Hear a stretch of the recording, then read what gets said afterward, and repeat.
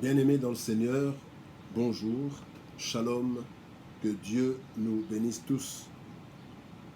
Ce matin, mercredi 29 avril, nous nous retrouvons pour une nouvelle méditation.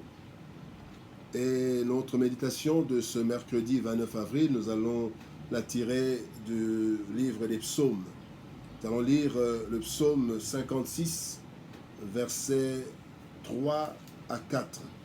Psaume 56, versets 3 et 4.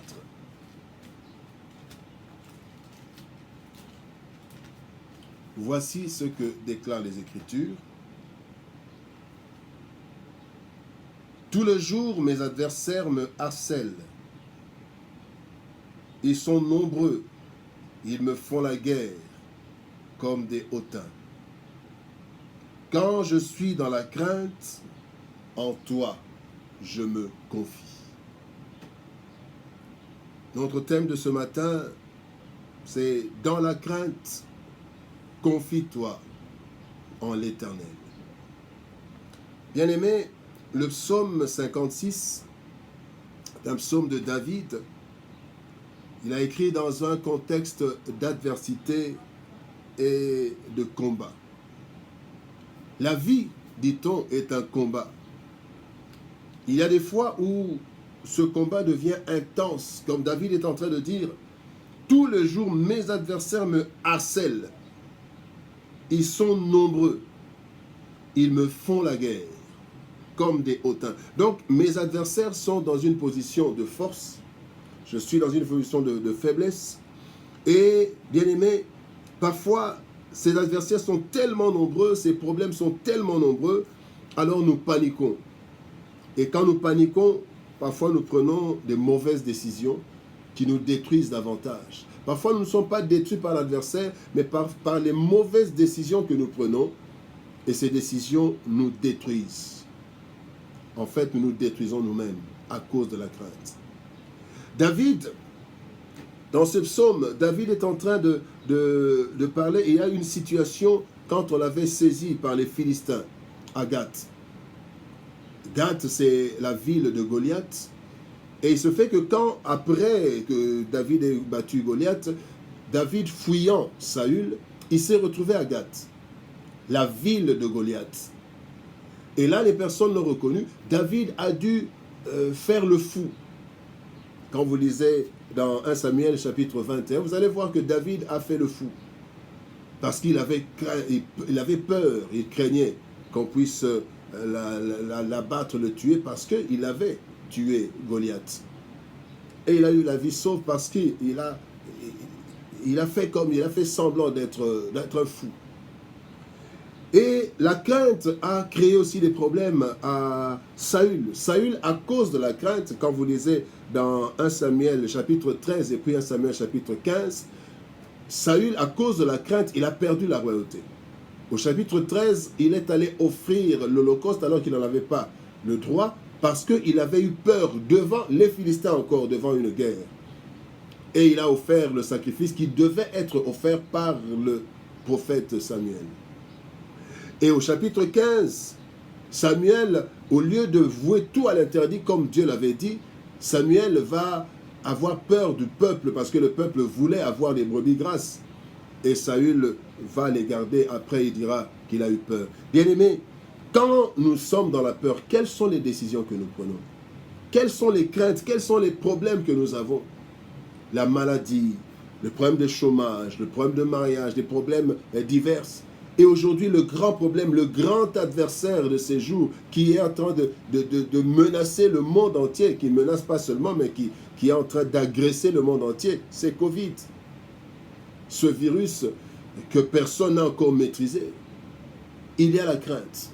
Il y en a qui ont pris des produits qui leur apportaient la mort.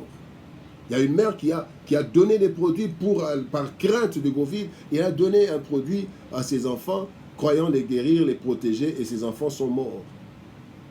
Quelles sont les décisions que nous prenons? Or, David nous dit, il nous donne la bonne attitude. Au verset 4, il dit, « Quand je suis dans la crainte, en toi je me confie. » Bien-aimés, dans la crainte, nous devons nous confier à Dieu. La Bible nous dit dans Hébreux chapitre 4 verset 16, « Approchons-nous avec assurance du trône de la grâce afin d'obtenir secours. » Et se confier à l'Éternel se passe en trois phases. Nous voulons partager 3 phases pour se confier à l'Éternel. Car David nous dit dans la crainte, lui il a connu plusieurs craintes, il a connu plusieurs combats, mais dans la crainte, nous ne devons pas paniquer, nous devons nous confier au Seigneur. La première chose, c'est de faire confiance à Dieu. Quels que soient les problèmes, faire confiance à Dieu qui a dit qu'il ne nous abandonnera jamais. Quand nous nous faisons confiance, bien-aimés, Dieu ne nous abandonne jamais. Et Job l'a compris. Dans Job chapitre 19, verset 25, Job dit, malgré tous les problèmes qu'il avait, il a tout perdu, même sa santé, arrivé à un point où même son épouse lui demandait de mourir, d'injurier Dieu de mourir, tellement la souffrance était grande. Job dit au verset 25, « Mais je sais, malgré tout, mais je sais que mon Rédempteur est vivant. » Quelle confiance!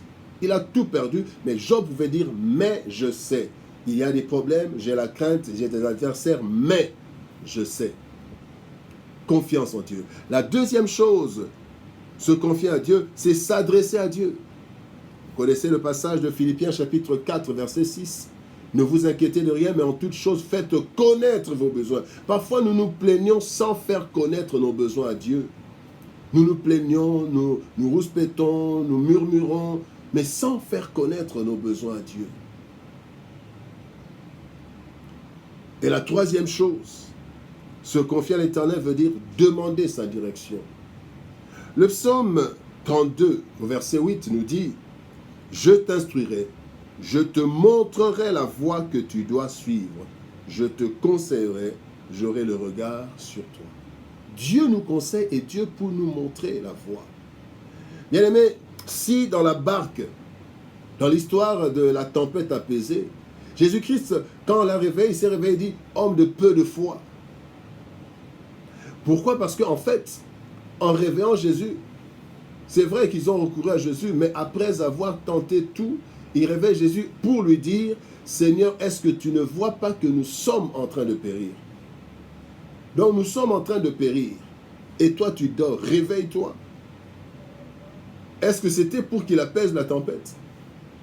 Ou bien c'était pour qu'il essaie aussi de... Parce qu'ils étaient arrivés à un niveau où chacun devait chercher comment faire. Peut-être qu'il a réveillé pour que chacun puisse aller à la mer. Il dit, est-ce que ça ne te fait rien? Nous sommes en train de périr. Bien-aimés, quelles sont les attitudes que nous prenons dans la crainte? David nous dit ce matin de la part du Seigneur, « Quand je suis dans la crainte, en toi je me confie. » David, l'homme selon le cœur de Dieu. Dans la crainte, il se confie à Dieu. Dans la crainte, Job avait fait confiance à Dieu. Je sais que mon Rédempteur est vivant. Dieu nous demande que dans la crainte, dans les inquiétudes, que nous fassions connaître nos besoins à Dieu.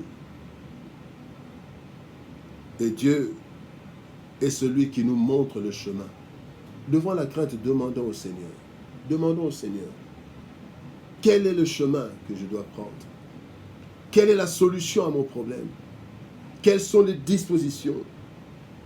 Ne faisons pas comme Saül. Saül, à cause de la crainte, il a perdu sa royauté.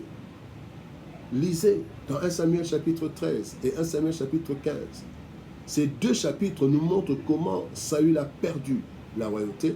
Et au départ, c'était la peur, la crainte.